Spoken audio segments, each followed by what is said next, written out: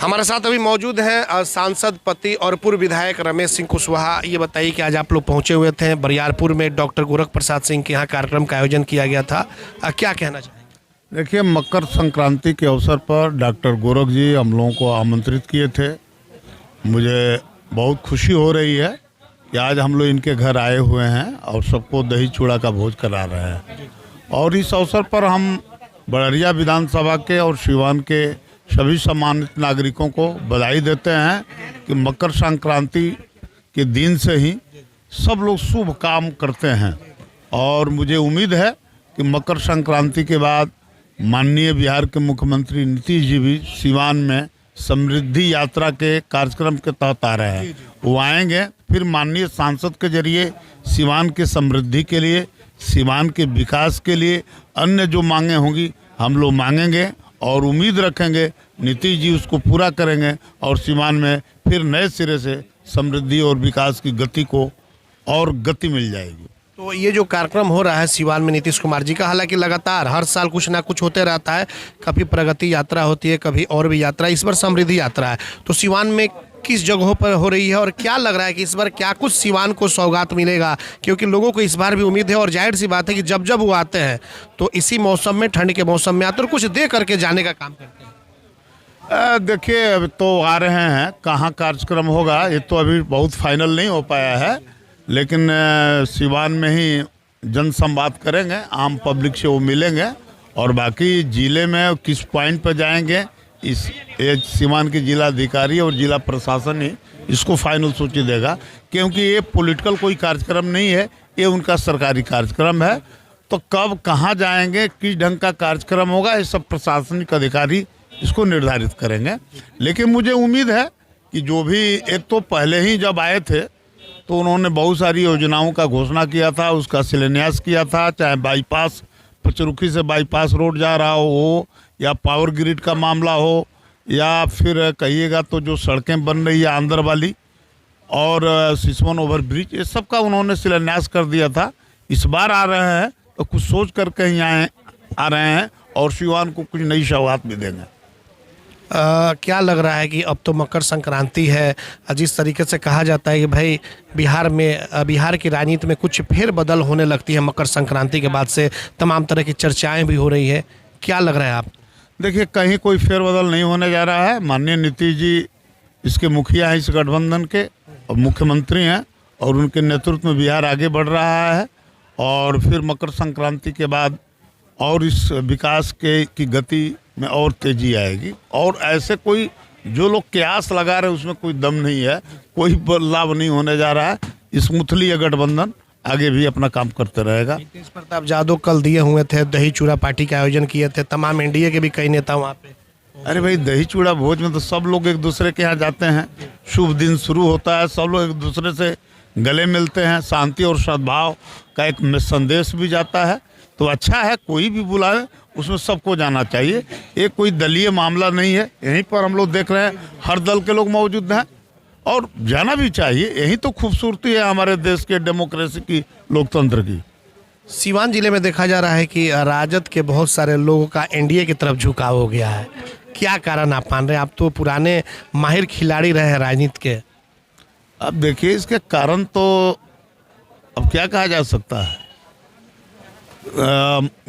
माननीय नीतीश जी के काम देख करके हर दलों के लोग इनके साथ आते हैं।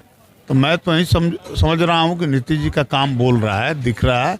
इससे प्रभावित दूसरे खेमे में भी लोग हैं जिनका रुझान जेडीयू के तरफ, एनडीए के तरफ बढ़ रहा है। यही कारण है, दूसरा कोई कारण नहीं है। ऐसे लोग हैं जो उस समय में खराब परिस्थिति में भी राजद के साथ रहे हैं और शहाबुद्दीन जी के भाई पारिवारिक वो लोग, उनके संबंध भी रहे हैं, लगातार बहुत पुराना नाता रिश्ता रहा है।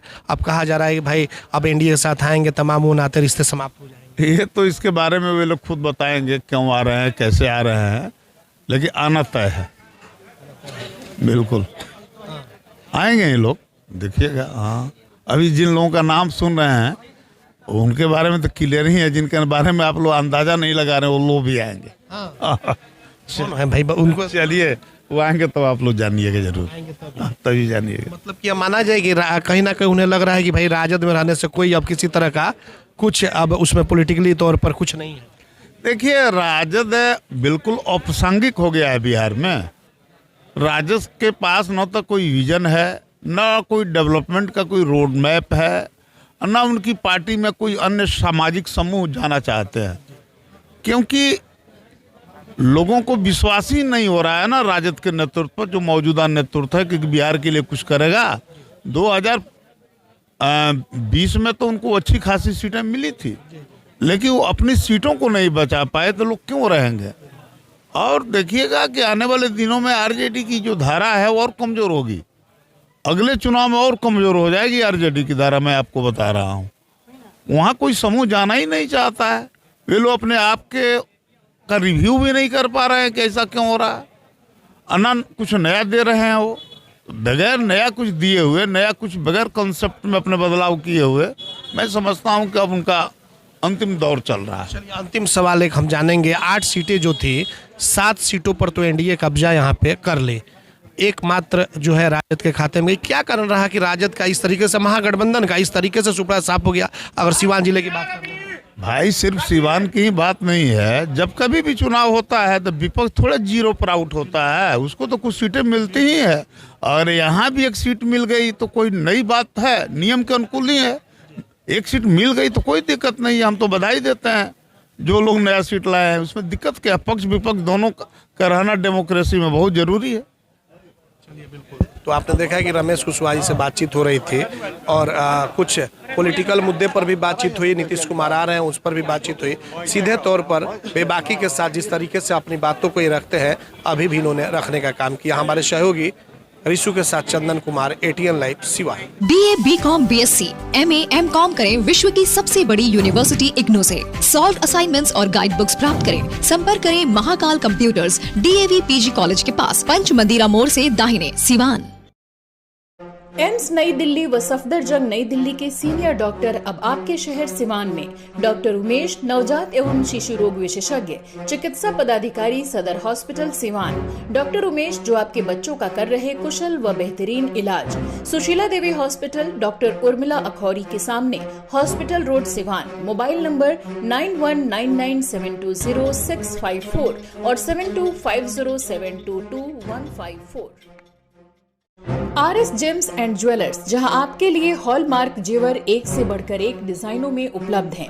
वहीं लेनी हो गोल्ड, डायमंड या चांदी के जेवर तो आज ही चलें सिर्फ और सिर्फ RS जेम्स एंड ज्वेलर्स। सबसे विश्वसनीय shop, Lal palace, station road, Siwan. Mobile number 9572658649 और 7979869474।